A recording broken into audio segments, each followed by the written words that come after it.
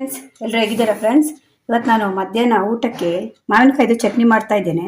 ಇದರಲ್ಲಿ ಎರಡು ರೀತಿ ಚಟ್ನಿ ಮಾಡ್ಬೋದು. ಒಂದು ಹಸಿಮೆಣಸಿನ್ಕಾಯಿ ಹಾಕಿ ಮಾಡ್ಬೋದು, ಕೆಂಪು ಮೆಣಸಿನ್ಕಾಯಿ ಹಾಕಿ ಮಾಡ್ಬೋದು. ಇವತ್ತು ನಾನು ಕೆಂಪು ಮೆಣಸಿನ್ಕಾಯಿ ಹಾಕಿ ಚಟ್ನಿ ಮಾಡ್ತಾ ಇದ್ದೇನೆ. ಇದಕ್ಕೆ ಏನೆಲ್ಲ ಬೇಕು ಅಂದರೆ, ಒಂದು ಚಿಕ್ಕ ಸೈಜ್ ಇದ್ದೊಂದು ಮಾವಿನಕಾಯಿ ತೊಗೊಂಡಿದ್ದೇನೆ, ಅದನ್ನು ಕಟ್ ಮಾಡಿ ಇಟ್ಕೊಂಡಿದ್ದೇನೆ. ಇದು ನಾನು ಸಿಪ್ಪೆ ಸಮೇತ ಹಾಕ್ತೇನೆ, ಕೆಲವರು ಸಿಪ್ಪೆ ಹಾಕಲ್ಲ, ಅದು ನಿಮ್ಮ ಇಷ್ಟ. ಬೇಕಿದ್ರೆ ಹಾಕ್ಕೊಳ್ಬೋದು, ಇಲ್ಲಾಂದರೆ ಸಿಪ್ಪೆ ತೆಕ್ಕೊಳ್ಬೋದು. ಮತ್ತು 1 ಕಪ್ ಅಷ್ಟು ನಾನು ತೆಂಗಿನ ತುರಿ ಹಾಕ್ತೇನೆ. ಇದು ತೆಂಗಿನಕಾಯಿ ಕಟ್ ಮಾಡಿ ಇಟ್ಕೊಂಡಿದ್ದೇನೆ, ನಾನು ಅದನ್ನು ಹಾಕ್ತಾ ಇದ್ದೇನೆ. ತೆಂಗಿನ ತುರಿ ಅಂದರೆ ಇಷ್ಟ ಆಗುತ್ತೆ 1 ಕಪ್ಪು.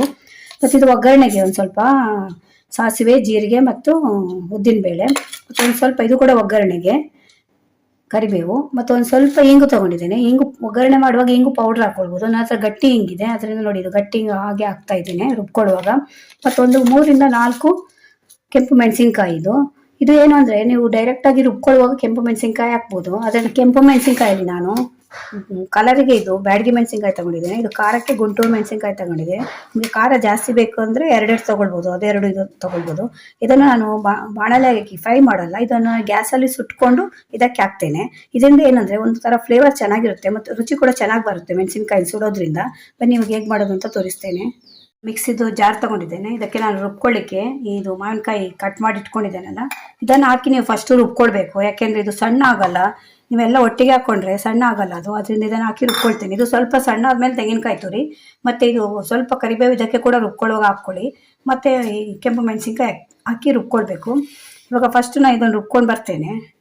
ರುಬ್ಕೊಂಡಿದ್ದೇನೆ ನಾನು. ಇಷ್ಟು ರುಬ್ಕೊಳ್ಬೇಕು. ಇಷ್ಟು ರುಬ್ಕೊಂಡು ಇವಾಗ ರುಬ್ಕೊಳ್ಳುವಾಗ ಒಂದು ಅರ್ಧ ಸ್ಪೂನ್ ಉಪ್ಪು ಕೂಡ ಹಾಕಿದ್ದೇನೆ. ಇವಾಗ ಮತ್ತೆ ಕೆಂಪು ಮೆಣಸಿನ್ಕಾಯಿ ಇವಾಗ ನಾವು ಇದಕ್ಕೆ ಸ್ವಲ್ಪ ಸುಟ್ಕೊಂಡು ಗ್ಯಾಸಲ್ಲಿ ಹಾಕಬೇಕು. ಸುಡುವಾಗ ಸ್ವಲ್ಪ ಘಾಟ್ ಬರುತ್ತೆ, ಅದರಿಂದ ಜಾಗ್ರತೆಯಾಗಿ ಸುಟ್ಕೊಳ್ಳಿ. ಸ್ವಲ್ಪ ಸುಟ್ಟರೆ ಸಾಕಿದು ನೋಡಿ, ಈ ರೀತಿ ಸುಟ್ಕೊಂಡ್ರೆ ಸಾಕು. ಇದಕ್ಕೆ ಹಾಕ್ಕೊಳ್ಳಿ. ಇದು ಕೂಡ ಹಾಗೆ ಈ ರೀತಿ ನೀವು ಮಾಡೋದ್ರಿಂದ ನಿಮಗೆ ತುಂಬ ಒಳ್ಳೆ ಟೇಸ್ಟ್ ಬರುತ್ತೆ ಮತ್ತು ಫ್ಲೇವರ್ ಕೂಡ ಚೆನ್ನಾಗಿರುತ್ತೆ. ಒಲೆ ಇದ್ದರೆ ಒಲೆಯಲ್ಲೂ ಸುಟ್ಕೊಳ್ಬೋದು. ಜಸ್ಟ್ ಹೀಗೆ ಬಿಸಿ ಮಾಡಿಕೊಂಡು ಸುಟ್ಟರೆ ಸಾಕು, ಅದರ ಕಲರ್ ಚೇಂಜ್ ಆಗುತ್ತೆ ನೋಡಿ. ಈ ರೀತಿ ಆದರೆ ಸಾಕು. ಇವಾಗ ಇದೆಲ್ಲ ಆದಮೇಲೆ ನಾವು ಇದನ್ನು ಮಿಕ್ಸಿಯಲ್ಲಿ ಹಾಕಿ ರುಬ್ಕೊಳ್ಬೇಕು. ನೀವು ಬೇಕಾದರೆ ಹಾಗೆ ಕೂಡ ಹಾಕ್ಕೊಳ್ಬೋದು, ಹಾಗೆ ಏನು ಮಾಡಿದ್ರೆ ಹಾಗೆ ಹಾಕ್ಕೊಳ್ಬೋದು. ಆದರೆ ಈ ರೀತಿ ಮಾಡೋದ್ರಿಂದ ನಿಮಗೆ ಫ್ಲೇವರ್ ಚೆನ್ನಾಗಿರುತ್ತೆ ಮತ್ತು ಟೇಸ್ಟ್ ಕೂಡ ತುಂಬ ಚೆನ್ನಾಗಿ ಬರುತ್ತೆ. ಇದು ಮಾವಿನಕಾಯಿದು ಕೆಂಪು ಚಟ್ನಿ ರೆಡಿಯಾಗಿದೆ. ತುಂಬ ಚೆನ್ನಾಗಿರುತ್ತೆ ಇದು. ನೀವು ಮೆಣಸಿನ್ಕಾಯಿನ ಸುಟ್ಟು ಹಾಕೋದ್ರಿಂದ ಗ್ಯಾಸಲ್ಲಿ ಒಂಥರ ಫ್ಲೇವರ್ ಚೆನ್ನಾಗಿ ಬರುತ್ತೆ ನಿಮಗೆ, ಮತ್ತು ಟೇಸ್ಟ್ ಕೂಡ ಚೆನ್ನಾಗಿರುತ್ತೆ. ಇದು ನೀವು ಅನ್ನದ ಜೊತೆ ಅಂತೂ ತುಂಬ ಕಾಂಬಿನೇಷನ್ ಚೆನ್ನಾಗಿರುತ್ತೆ. ನೀವು ಸ್ವಲ್ಪ ಇದು ನೀರು ಹಾಕಬೇಡಿ, ನೀರು ಹಾಕದೆ ರುಬ್ಲಿಕ್ಕೆ ನೋಡಿ. ಆಗಲಿಲ್ಲ ಅಂದರೆ ಒಂದು ಅರ್ಧ ಸ್ಪೂನಿಂದ 1 ಸ್ಪೂನಷ್ಟು ನೀರು ಹಾಕಿದರೆ ಸಾಕಾಗುತ್ತೆ. ಯಾಕೆಂದರೆ ಮಾವಿನ ತುರಿಯಲ್ಲಿ ಮತ್ತು ತೆಂಗಿನಕಾಯಲ್ಲಿ ನೀರಿರುತ್ತೆ. ಇದು ನಿಮಗೆ ದೋಸೆಗೆ ಕೂಡ ಚೆನ್ನಾಗಿರುತ್ತೆ. ದೋಸೆಗೆ ಬೇಕಾದ್ರೆ ಒಂದು ಸ್ವಲ್ಪ ನೀರು ಮಾಡ್ಕೊಳ್ಬೋದು ನೀವು. ಈ ಗಂಜಿ ಎಲ್ಲ ಮಾಡ್ತಾರೆ ನಮ್ಮ ಕಡೆ, ಅದಕ್ಕೂ ಕೂಡ ತುಂಬ ಚೆನ್ನಾಗಿರುತ್ತೆ ಇದು.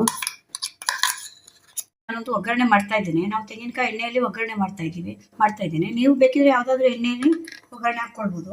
ಇದಕ್ಕೊಂದು ಸ್ವಲ್ಪ ಅರ್ಧ ಸ್ಪೂನು ಉದ್ದಿನಬೇಳೆ, 1 ಸ್ಪೂನ್ ಸಾಸಿವೆ ಮತ್ತು ಒಂದು ಅರ್ಧ ಸ್ಪೂನು ಜೀರಿಗೆ ಹಾಕ್ತಾ ಇದ್ದೀನಿ. ಜೀರಿಗೆ ಬೇಕಾದರೆ ಹಾಕ್ಕೊಳ್ಳಿ, ಆಪ್ಷನ್ ಅದು.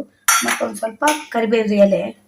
ಇದು ತುಂಬ ಚೆನ್ನಾಗಿರುತ್ತೆ. ನಿಮಗೆ ಜ್ವರ ಬಂದು ಬಾಯಿ ರುಚಿಯೆಲ್ಲ ಹೋಗಿರುತ್ತಲ್ಲ, ಆ ಟೈಮಲ್ಲೆಲ್ಲ ಊಟ ಮಾಡಿದರೆ ತುಂಬ ಚೆನ್ನಾಗಿರುತ್ತೆ. ನನಗೀಗ ಕೋಲ್ಡಾಗಿ ಬಾಯಿ ರುಚಿ ಹೋಗಿದೆ, ಅದಕ್ಕೆ ನಾನು ಈ ಮಾವಿನಕಾಯಿ ಚಟ್ನಿ ಮಾಡ್ತಾ ಇದ್ದೇನೆ. ಆಗ ನೀವು ಸಾಂಬಾರಲ್ಲೆಲ್ಲ ಊಟ ಮಾಡಿದರೆ ನಿಮಗೆ ಬಾಯೆಲ್ಲ ರುಚಿ ಆಗಲ್ಲ, ಊಟ ಮಾಡಬೇಕು ಅಂತ ಕೂಡ ಅನಿಸಲ್ಲ. ಇದೊಂದಿದ್ದರೆ ಸಾಕು, ನಿಮಗೆ ಎಷ್ಟು ಕೂಡ ಊಟ ಮಾಡ್ಬೋದು. ಒಂದ್ಸಲ ಮನೆಯಲ್ಲಿ ಟ್ರೈ ಮಾಡಿ ನೋಡಿ. ನೋಡಿ ಈಗ ಒಗ್ಗರಣೆ ಆಯಿತು, ಇದಕ್ಕೆ ಹಾಕ್ತಾ ಇದ್ದೇನೆ. ನೋಡಿ ಫ್ರೆಂಡ್ಸ್, ಕೆಂಪು ಚಟ್ನಿ, ಮಾವಿನಕಾಯಿದು ಕೆಂಪು ಚಟ್ನಿ ರೆಡಿಯಾಗಿದೆ. ಇದು ತುಂಬ ಚೆನ್ನಾಗಿರುತ್ತೆ. ಇದು ಸೀಸನಲ್ಲಿ ಸಿಗುತ್ತಲ್ಲ ಮಾವಿನಕಾಯಿ, ಈ ಟೈಮಲ್ಲಿ ನಮಗೆ ಜಾಸ್ತಿ ಸಿಗುತ್ತೆ. ಇನ್ನು ಜೂನ್ ಜುಲೈವರೆಗೂ ಸಿಗುತ್ತೆ. ಆ ಟೈಮಲ್ಲಿ ನೀವು ಆದಷ್ಟು ಇದನ್ನು ಯೂಸ್ ಮಾಡಿ.